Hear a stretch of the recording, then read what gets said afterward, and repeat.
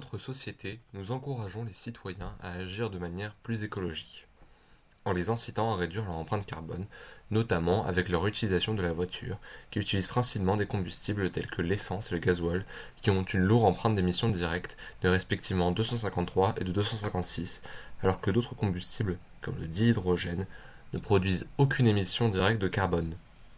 Cependant, est-ce réellement une solution écologique et durable d'utiliser du dihydrogène en sachant que son émission ACV est quant à elle de 280? Eh bien, nous essaierons d'y répondre. Tout d'abord, nous laisserons parler Monsieur Petit, professeur à l'université de Victoria. Ensuite, nous laisserons la parole à Monsieur Verhaeghe, qui est quant à lui scientifique à Helsinki. Et enfin, nous parlerons au professeur l'excellent de Colorado Mesa. Je laisse à présent la parole à Monsieur Petit. Merci Monsieur Herseg.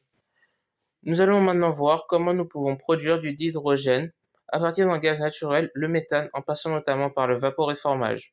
Tout d'abord, nous allons faire réagir ce méthane avec de la vapeur d'eau sous une température de 880 degrés.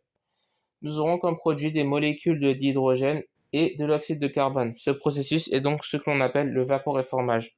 Ensuite, pour avoir encore plus de dihydrogène, on va garder l'oxyde de carbone qui s'est produit avec les molécules de dihydrogène, le faire réagir lui aussi avec de la vapeur d'eau.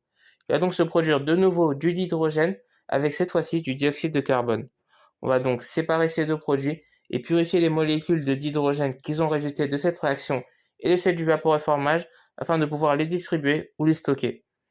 Ainsi, malgré bien avoir du dihydrogène prêt à l'usage, toutes ces réactions ont entraîné un rejet de trois gaz polluants qui sont le méthane, le dioxyde de carbone et l'oxyde de carbone. On peut donc comprendre que cela implique une empreinte carbone assez conséquente.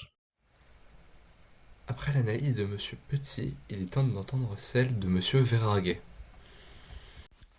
Les voitures à hydrogène sont des véhicules à propulsion électrique, c'est-à-dire que les roues sont entraînées par un moteur électrique. Ce moteur est alimenté en électricité par une pile à combustible dihydrogène, dioxygène. Cette pile utilise principalement le dioxygène présent dans l'air et du dihydrogène de synthèse pour fonctionner. En effet, la pile est constituée de trois éléments, une anode, une cathode et un électrolyte qui les sépare. L'anode oxyde le combustible, le dihydrogène, puis libère des électrons que l'électrolyte force à passer par un circuit externe, formant un courant électrique continu. C'est une oxydation. L'oxygène présent dans la cathode réagit au contact des électrons libérés par l'anode. C'est une réduction. L'électrolyte central permet de faire transiter les ions d'une électrode à une autre. Ici, les ions H+ formés à l'anode transitent vers la cathode où se trouvent les ions O2-, qui sont eux-mêmes formés par la réduction de l'oxygène. Lorsque ces ions se rencontrent, cela forme de l'eau. L'énorme avantage de la pile hydrogène est qu'elle ne forme que de la chaleur et de l'eau, et pas de gaz à effet de serre qui contribue au réchauffement climatique. Enfin, pour espérer une nouvelle solution plus durable, nous allons entendre la solution de Monsieur l'excellent. Nous vous remercions, Monsieur Verhaeghe, pour votre analyse. Donc une autre manière de produire du dihydrogène, c'est l'électrolyse. Ça consiste à plonger deux électrodes dans une solution aqueuse d'acide sulfurique pour appliquer une tension électrique. Cette tension électrique, elle va causer une réaction des molécules d'eau entre elles. Ça va former du dihydrogène au niveau de la cathode et du dioxygène au niveau de l'anode. Et pour récupérer le dihydrogène, il suffit de récupérer le gaz qui a été produit au niveau de la cathode. Un grand avantage de cette méthode, c'est qu'il n'y a pas de production de dioxyde de carbone. Par contre, le souci, c'est qu'il faut de l'électricité. Et il faut donc que l'électricité qu'on utilise n'ait pas créé de dioxyde de carbone lors de sa production. Nous vous remercions pour votre analyse, Monsieur l'excellent.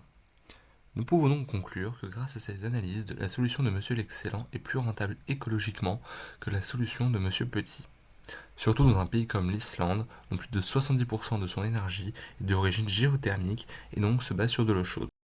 Bien que cette solution montre des problèmes au niveau de l'électricité, elle a tout de même l'avantage de ne pas produire plus de gaz à effet de serre avec le dihydrogène. À l'heure actuelle, il n'y a donc pas de réelle solution durable à très long terme sur l'émission carbone. Cependant, il y a des solutions à moyen terme, comme celles que nous venons de proposer, qui peuvent être des solutions transitoires en attendant de trouver d'autres meilleures solutions. Nous vous remercions pour votre écoute.